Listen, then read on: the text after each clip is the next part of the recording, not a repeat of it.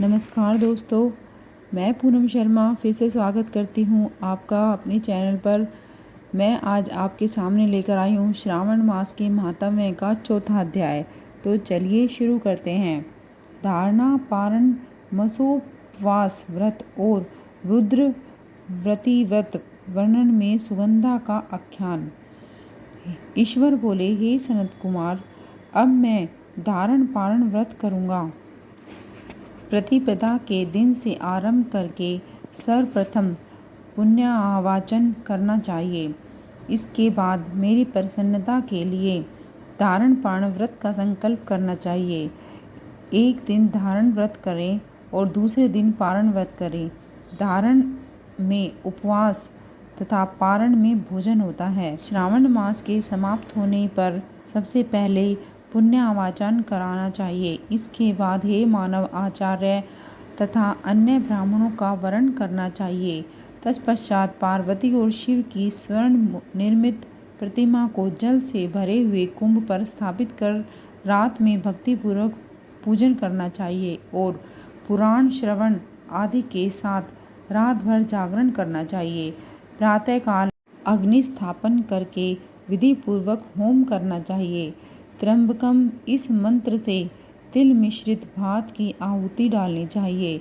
उसी प्रकार शिव गायत्री मंत्र से घृत मिश्रित भात की आहुति डालें और पुनः षडाक्षरः मंत्र में खीर की आहुति प्रदान करें। तदंतर पूर्णाहुति देकर होम शेष का समापन करना चाहिए।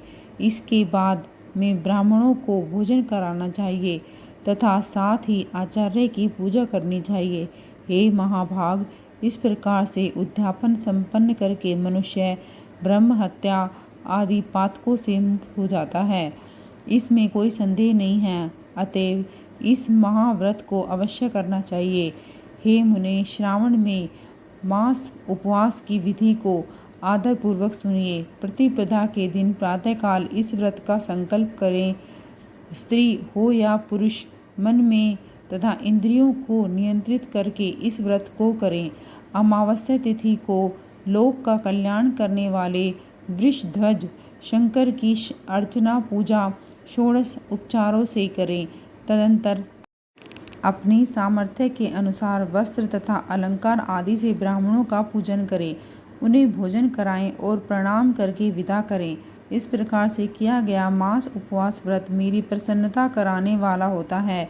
हे सनत कुमार, मनुष्य को सभी सिद्धियां प्रदान करने वाले लक्ष्य संख्या परिमित रुद्रव्रती व्रत के विधान को सावधान होकर सुनिए। अत्यंत आदर पूर्वक कपास के 11 तंतुओं से बत्तियां बनानी चाहिए। वे रुद्रव्रती नाम वाली बत्तियां मुझे प्रसन्न करने वाली हैं। मैं श्रावण मास में भक्ति पूर्वक डिवोन के देव गौरीपति महादेव का इन 1 लक्ष संख्या वाली बत्तियों से निराजन करूंगा। इस प्रकार श्रावण के प्रथम दिन में विधि पूर्वक संकल्प करने 1 महीने भर प्रतिदिन शिवजी का पूजन कर 1000 बत्तियों से निराजन करें और अंतिम दिन 71,000 बत्तियों से निराजन करें, अथवा प्रतिदिन 3000 बत्तियां आदर पूर्वक अर्पण करें और अंतिम दिन में 13,000 बत्तियां समर्पित करें, अथवा एक ही दिन सभी 1 लाख बत्तियों को मेरे समक्ष जलाएं। प्रचुर मात्रा में घृत में भिगोई जो संदिग्ध बत्तियां होती हैं वे मुझे प्रिय हैं। तत्पश्चात मुझ विश्वेश्वर का पूजन करके कथा श्रवण करें। सनत कुमार बोले, हे देव देव, हे जगन्नाथ, हे जगन्नाथ नंदक कारक, कृपा करके आप मुझे इस व्रत का पूर्व बताएं। हे प्रभो, इस व्रत को सर्वप्रथम किसने किया और उसके उद्यापन में क्या विधि है? ईश्वर बोले, हे ब्रह्मपुत्र, व्रत में उत्तम इस रुद्रव्रती व्रत के विषय में सावधान होकर सुनिए। यह व्रत महापुण्यप्रद, सभी उपद्रवों को नाश करने वाला, प्रीति तथा सौभाग्य देने वाला, पुत्र पौत्र समृद्धि प्रदान करने वाला, व्रत करने वाले के प्रति शंकर जी की प्रीति उत्पन्न करने वाला तथा परम पद शिवलोक को देने वाला है। तीनों लोकों में इस रुद्रव्रती के समान कोई उत्तम व्रत नहीं। इस संबंध में लोग यह प्राचीन वृत्तांत देते हैं। क्षिप्रा नदी के रम्य तट पर उज्जैनी नामक सुंदर नगरी थी। उस नगरी में सुगंधा नामक एक परम सुंदरी वीरांगना थी। उसने अपने साथ सत्संग करने के लिए अत्यंत दुस्सह शुल्क निश्चित किया था। 100 स्वर्ण मुद्रा देकर संसर्ग करने की शर्त रखी थी। उस सुगंधा ने पुरुषों और ब्राह्मणों को भ्रष्ट कर दिया था। उसने राजाओं तथा राजकुमारों को नग्न करके उनके आभूषण आदि लेकर उनका बहुत तिरस्कार किया। इस प्रकार उस सुगंधा ने बहुत लोगों को लूटा था। उसके शरीर की सुगंध से कोस भर का स्थान सुगंधित रहता था। वह पृथ्वी पर रूप, लावण्य और कांति की मानो निवास स्थली थी। वह 6 रागों और 36 रागनियों के गायन में तथा उनके अन्य बहुत से भेदों की भी गान क्रिया में अत्यंत कुशल थी। वह नृत्य में रंभा आदि देवांगनाओं को भी तिरस्कृत कर देती थी और अपने एक एक पग पर अपनी गति से हाथियों और हंसों का उपहास करती थी। एक दिन वह सुगंधा कटाक्षों और भौं चलाने के द्वारा काम बाणों को छोड़ती हुई क्रीड़ा करने के विचार से क्षिप्रा नदी के तट पर गई। उसने ऋषियों के द्वारा सेवित मनोरमी नदी को देखा। वहाँ कई विप्र ध्यान में लगे हुए थे और कई जप में लीन थे, कई शिवार्चन में रत थे और कई विष्णु के पूजन में तल्लीन थे। हे महामुने, उसने उन ऋषियों के बीच विराजमान मुनि वशिष्ठ को देखा। उनके दर्शन के प्रभाव से उसकी बुद्धि धर्म में प्रवृत्त हो गई। जीवन और विशेष रूप से विषयों से उसकी विरक्ति हो गई। वह अपना सिर झुकाकर बार बार मुनि को प्रणाम करके अपने पाँवों की निवृत्ति के लिए मुनि श्रेष्ठ वशिष्ठ जी को कहने लगी। सुगंधा बोली, हे नाथ, हे विप्रेंद्र, हे सर्व विद्या विशारद, हे योगीश, मैंने बहुत से पाप किए हैं। अतः हे प्रभो, उन समस्त पापों के नाश के लिए मुझे उपाय बताइए। ईश्वर बोले, हे सनत कुमार, उस सुगंधा के इस प्रकार कहने पर वे दीन वत्सल मुनि वशिष्ठ अपनी ज्ञान दृष्टि से उसके कर्मों को जानकर आदर पूर्वक कहने लगे। वशिष्ठ बोले, तुम सावधान होकर सुनो। जिस पुण्य से तुम्हारे पापों का पूर्ण नाश हो जाएगा, वह सब मैं तुमसे अब कह रहा हूँ। हे भद्रे, तीनों लोकों में विख्यात वाराणसी में जाओ।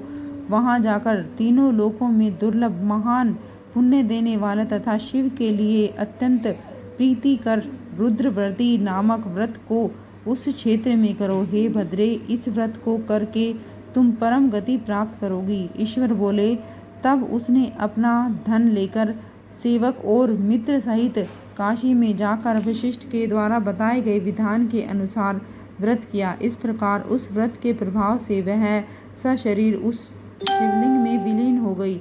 सनत कुमार, इस प्रकार जो स्त्री इस परम दुर्लभ व्रत को करती है, वह जिस जिस अभिष्ट पदार्थ को इच्छा करती है, उसे निसंदेह उसकी प्राप्ति होती है। हे सुव्रत, अब आप मणि वक्तव्य व्रतियों का महात्म्य सुनिए। हे विप्रेंद्र, उन महाकृत्यवर्तियों के व्रत से स्त्री मेरे अर्ध आसन को अधिकारिणी हो जाती हैं और महाप्रलय पर्यंत वह मेरे लिए प्रिय रहती हैं। अब मैं इस व्रत की संपूर्णता के लिए उद्यापन का विधान बताऊंगा। चांदी की बनी हुई नंदीश्वर की मूर्ति पर आसीन स्वर्ण में भगवान शिव की पार्वती सहित प्रतिमा को कलश पर स्थापित करना चाहिए और विधि के साथ पूजन करके रात्रि में जागरण करना चाहिए। इसके बाद प्रातः काल नदी में निर्मल जल में विधि पूर्वक स्नान करके 11 ब्राह्मण सहित आचार्य का वरण करना चाहिए। तत्पश्चात रुद्र सूक्त से अथवा गायत्री से तथा मूल मंत्र से घृत, खीर और बिल पत्रों का होम करना चाहिए। इसके बाद पूर्णाहुति होम कर के आचार्य आदि की विधिवत पूजा करनी चाहिए। सपत्नीक 11 उत्तम विप्रों को भोजन कराना चाहिए। हे सनत कुमार, जो स्त्री इस प्रकार से व्रत करती है वह समस्त पापों से मुक्त हो जाती है। तत्पश्चात विधान पूर्वक कथा सुनकर स्थापित की गई समस्त सामग्री ब्राह्मण को दे देनी चाहिए। इससे निश्चित रूप से 1000 अश्वमेध यज्ञ का फल मिलता है। इस प्रकार श्री स्कंद पुराण के अंतर्गत ईश्वर सनत कुमार संवाद में श्रावण मास माहात्म्य में धारणा पारणा मासोपवास रुद्रव्रती कथन नामक चौथा अध्याय पूर्ण हुआ। अगर आपको ये अध्याय पसंद आया हो और आपको ये श्रावण मास अच्छा लग रहा हो, आप ईश्वर शिव के भक्त हैं, तो कृपया मेरे चैनल को सब्सक्राइब करें, वीडियो को लाइक करें, शेयर करें और बने रहें आगे के अध्यायों के लिए। तब तक के लिए हर हर महादेव।